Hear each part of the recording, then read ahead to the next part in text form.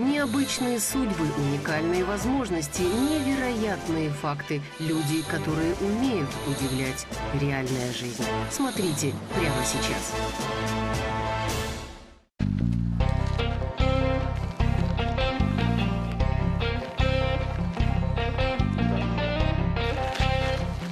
Пограничники его принимали за шпиона, а чебаны – за привидение. Газеты восхищались и вопрошали, может он робот? Еще его называли Кэмел. Этим прозвищем он гордится. Единственный на планете человек, пробежавший все величайшие пустыни мира – Марат Джиланбаев. Вся правда в ногах. Тяжело побить мой рекорд. Но еще тяжелее найти себя.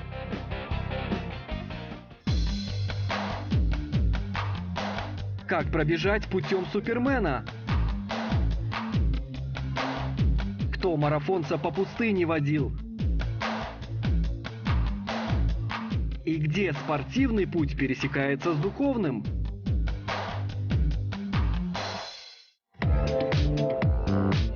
Астана, 2015 год, марафон перемен.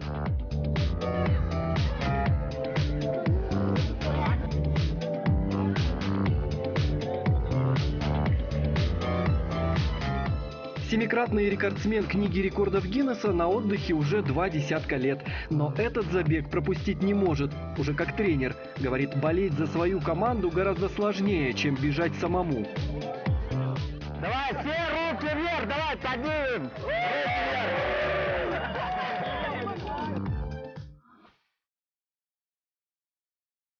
Горы, болота, степи. Бег с картой по пересеченной местности. Марат Джиланбаев занимался спортивным ориентированием. В 16 лет стал чемпионом СССР среди регионов. Как не парадоксально, но я по правде не любил бегать. А там надо было большие расстояния бежать, по 20 километров. И уже многие пацаны уходили, мои сверстники. Я думал, я тоже уйду. Сойти с дистанции не получилось. Прозорливый тренер нашел слова, которые пробудили у Марата спортивную злость. Марат, ты следующий слабак, который вот те слабаки уже покинули, а ты следующий. Я хоть и думал вот уйти, а подумал, а что он за место меня решает? Остался назло и бегал. В физкультурном институте, потом в армии. Так увлекся, что бег полюбил. Затем набрал группу и стал тренировать по своей собственной программе. Как не получить травм, как правильно бегать. С группой вдоль и поперек весь Советский Союз пробежали.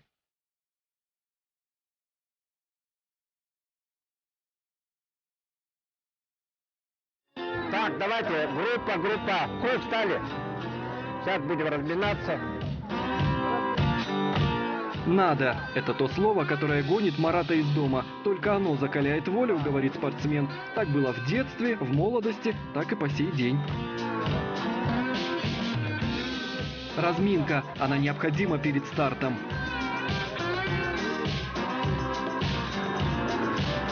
Главный секрет, говорит Марат, разогревшись, держать жар. Нужно двигаться до самого старта. Это даст возможность выдержать большую нагрузку.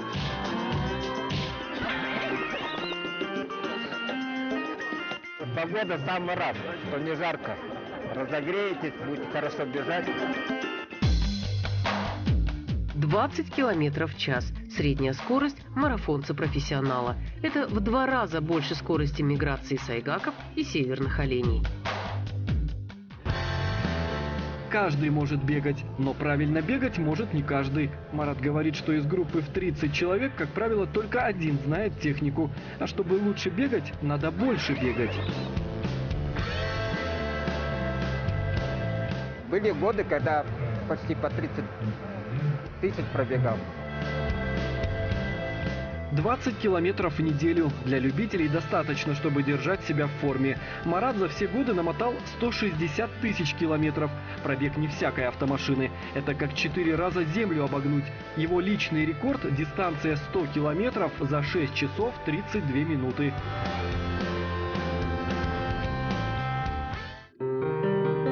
По легенде, в V веке до нашей эры греческий воин пробежал, не останавливаясь, от города Марафон до Афин, чтобы возвестить о победе греков.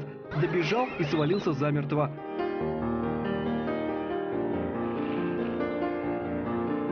Первый олимпийский марафон в 1896 году бежали по этому же маршруту от поля битвы до столицы Греции 34,5 километра.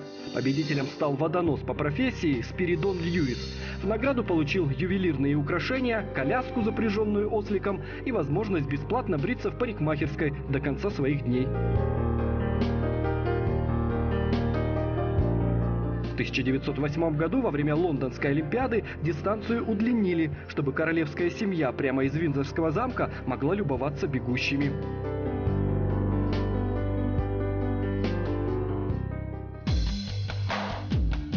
Сегодня классический марафон 42 километра 195 метров. Дистанция, как официальная длина марафонского забега, была установлена в 1921 году.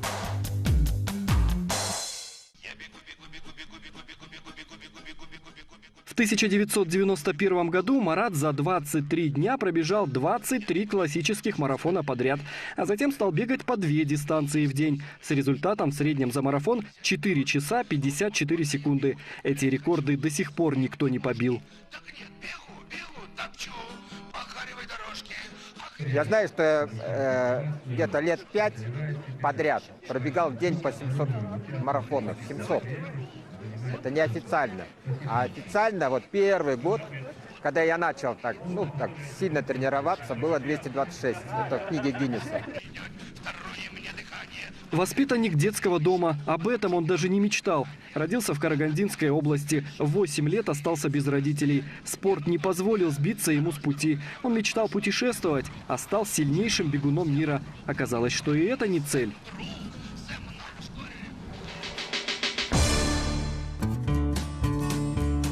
Путь спортивный открывал мир духовный, как в библейской истории, через пустыню. Случилось это в Таразе, в книжном магазине. Купил книгу. Книга называется «Путешествие никогда не кончается» Робин Дэвидсон. Автобиографическая повесть. Молодая женщина с 4 верблюдами и собакой прошла 1500 миль по пустыне Большая Виктория в Австралии. И Марат стал готовиться. Начал с того, что поближе – Азия. –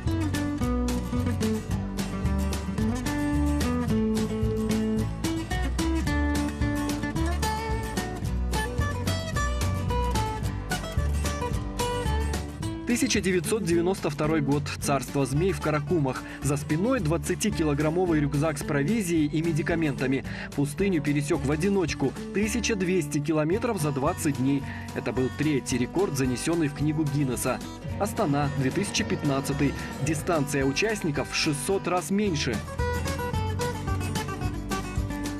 Через год все они могут пробежать марафон. То есть все. Но это только зависит от них. Февраль 1993. Марату 30 лет. Пробег через пустыню Сахара. 1700 километров за 24 дня. Самая длительная дистанция. Днем жара, ночью холод. Но главная беда – песчаные бури. Песок слепит глаза, попадает в рот и уши. Марат вспоминает, ноги стирал так, что ногтей не было. Не выдерживали многочисленных микроударов, отваливались.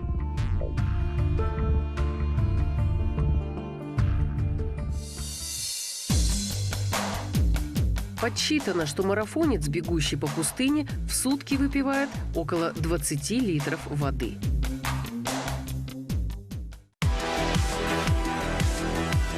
Марат Джиланбаев пронес флаг Казахстана над пустыней Сахара, потерял 5 килограммов веса и стал национальным героем Алжира. Его узнавали на улицах, просили автограф.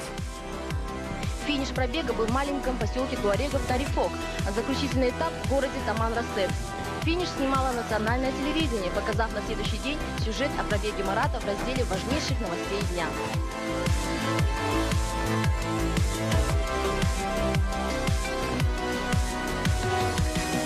Он не вошел, вбежал в историю.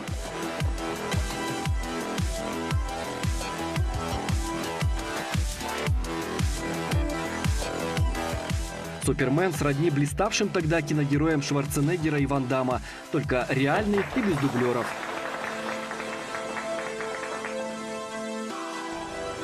И вот, наконец, большая виктория. Духовное начало его маршрута. По пустыням в одиночку. Встреча с писательницей и путешественницей Робин Дэвидсон. Ее маршрут Марат пробежал за 22 дня. Это 1600 километров.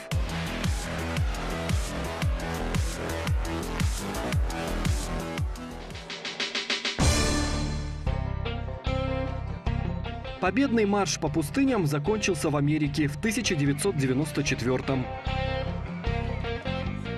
Самая знаменитая такая гонка, это самый сложный ультрамарафон в мире считается. Это Диаш-Вали, долина смерти. Находится в штате Невада. Тогда солнце сыграло с ним злую шутку и одновременно сделало рекордсменом, правда уже в другой области. Уникальный случай для медиков. В буквальном смысле валился с ног, 2 раза его откачивали, а он вставал и бежал снова.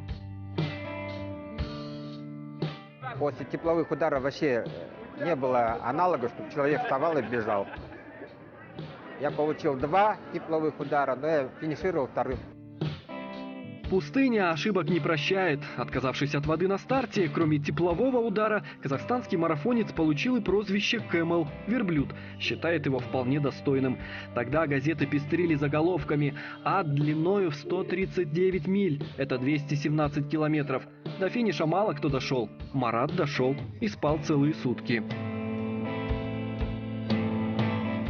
Этот год был самый жаркий, то есть 51 градус в тени, на солнце 67. Огни Лас-Вегаса. В пустыне их видно за 100 километров. На них казахстанский марафонец смотрел глазами Чингисхана. Еще одно прозвище, которым Америка наградила Марата. 17 дней, 1700 километров. Сверхвыносливость. Победа. И шапка-ушанка, ее символ, снова стала брендом за океаном. Подвиг бегущего парня потянул невидимые нити ко всем казахстанцам. Мы такие, и нам есть чем гордиться.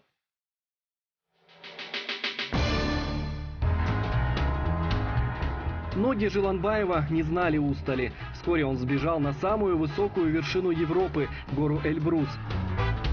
Участвовал в пробеге за полярным кругом на острове Нанисивик. Занял 2-е место. В 1994 году вошел в тройку сильнейших сверхмарафонцев мира. Пожелтевшие от времени газеты, заголовки, его летопись.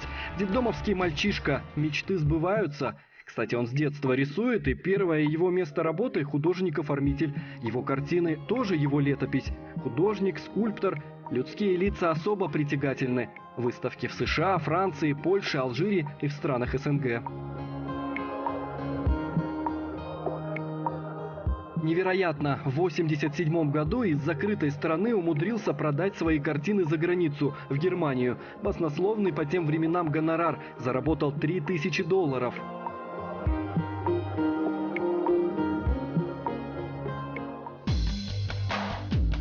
По мнению некоторых ученых, бег способствует творческому мышлению, помогает раскрыть не только внутренние резервы организма, но и способствует развитию так называемого 6-го чувства.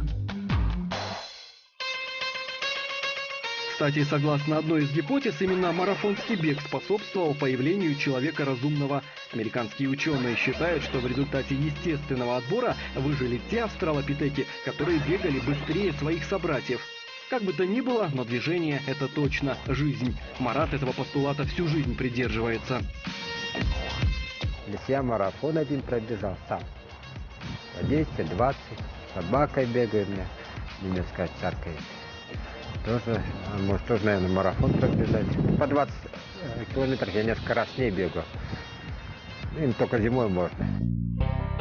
И еще новая мечта. Хочет построить крытую километровую дорожку в Астане, чтобы готовить профессионалов, проводить достойные соревнования.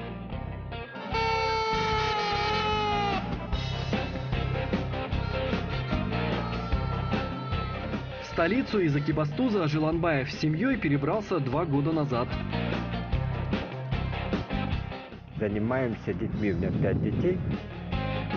Никто из них по его стопам не пошел. Тяжело побить рекорды такого отца. Я нашел свое призвание, нашел себя. Марат Джиланбаев. Путь супермена, путь к себе счастливому.